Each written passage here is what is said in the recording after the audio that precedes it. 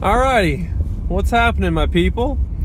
So kind of cool. I just finished up my very last day at that furniture place, and it's kind of nice. Like I'm officially driving away as we speak right now, and that's pretty cool.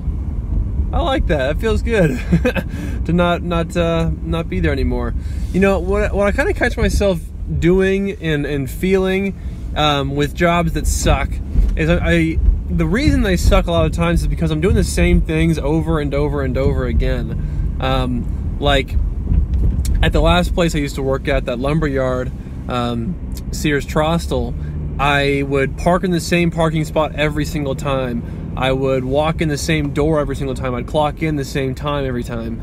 I would, pack my lunch in the same time, and I'd do all these things. It was just like I was doing the exact same thing on repeat over and over. And I think that that's just a dangerous, awful, it's just not fun. It's just like you can feel yourself decaying by the second every day, It's just like you're dying. You are dying fast. It feels like you're just dying. And I don't like that. I don't want to die. I mean, I'm cool with death, but like I don't want to die right now, oh, there we go. So I don't know. For me, that's one of the big things that just sucks about working at a place that is not much fun. Is it's doing the same thing over and over again, which I think is just a dangerous thing, a dangerous rut to get caught in. And so don't do that shit. Like I feel like once you catch yourself in that rut, maybe that's the exact time you should turn in your 2 weeks and be like, all right, I'm getting the fuck out of here. Or maybe you could just like, talk to your boss and request, how do I do this? Request different duties and like more work and different types of work, Hey, don't do that. That's all I have to say there, I guess. But it's kind of cool though, not working at this place anymore. I've been literally since the day the day I started there, I was like, oh, this is shitty. I don't want to do this at all. And I think it's been like 8 months later or something like that. I spent a long time doing something I don't want to do, and I learned a lot there, and I'm appreciative. I mean, despite my me disliking that job, I'm still grateful for it, and I feel like I learned a ton. So, all right, moving on. I only have, I think, one thing today, and this is actually one I wrote yesterday, the day before even, and this, I was like kind of proud of myself for thinking about these words in sequence with each other, because I said, I just said man up and cry, because I think that's kind of cool, man up and cry. I've talked about this whole thing before, but to me, the most courageous, scary thing you can do as a man is cry and show your emotions and do all these things. Because men don't do that. Men are scared. I mean, I think probably people in general are scared because it's a very vulnerable thing that you're doing when you're expressing your emotions and when you're crying.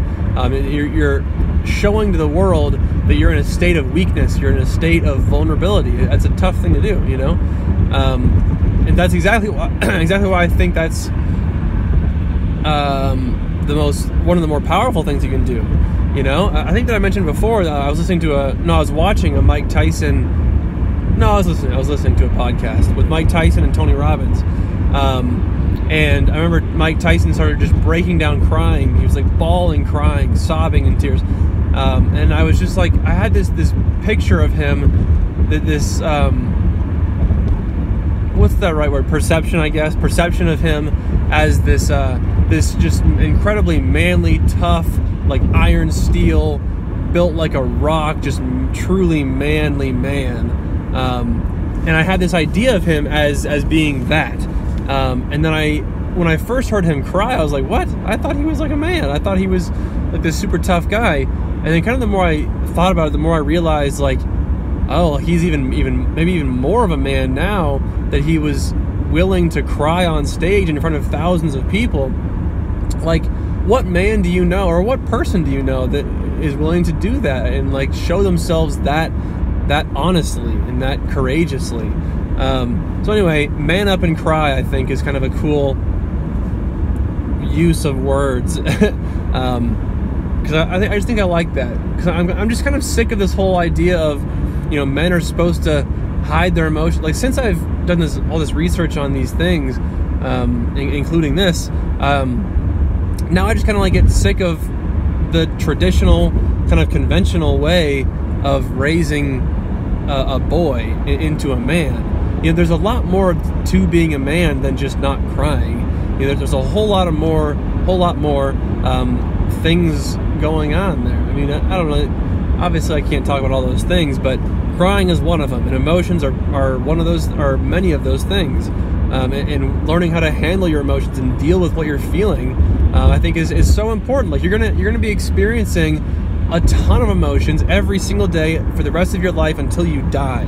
So you might as well invest in learning about how to handle your emotions and what to do with your emotions, because it's not easy, but it is worth it, I think. And I think that we're all on this kind of this journey and this path to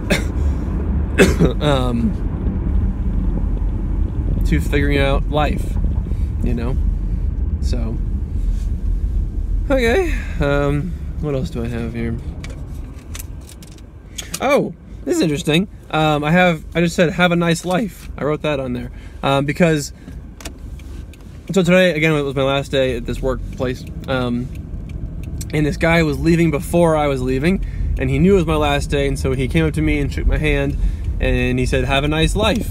And, you know, we were just kind of like messing around, and we were just talking briefly, but I think that brought up an interesting point for me, at least. Gosh, I'm going all over the place. Because I just think it's so interesting how, like, you'll go to school and you'll meet these people and you'll have these experiences with each other, and you'll bond with this person really pretty closely sometimes. Like, there's been classes in college where I feel like me and certain people get, like, really get along, and we're like hanging out during class and we're chatting, and, you know, like, things are awesome. Our conversation is fun, and we go through challenges with each other, these challenging experiences with each other, and then it's like, once that class is over, that whole relationship, whatever that might have meant, vanishes, and it's just gone, probably forever, your entire life, which is weird to me. You know, I think it's crazy how you can, like, attach to somebody and be with somebody for so long, or not even that long, I guess, really, just like a semester or whatever. So what, 9 months? That you can do that, and you can connect with a person on a you know, on a pretty deep, like, powerful level, and then they just, like, leave your existence and your life, and that's it. That's the end. Like, hardly even a word was said, and they're gone. You know. I think a lot of us are scared to, like, leave the wrong. That's a tough one. Leave the wrong impression with people. And actually, I need to go shopping, like, now. So, oh, you got turn around again. So I guess I'm gonna hang up. You don't hang this up. See you tomorrow. Roger out.